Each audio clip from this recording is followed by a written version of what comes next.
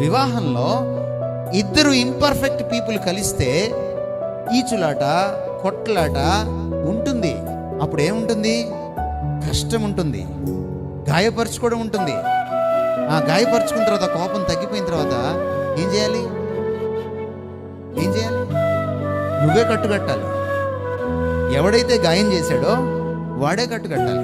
భార్య గాయం చేస్తే భర్తకి భార్య కట్టుకట్టాలి. గాయం ఎక్కడవుతుంది?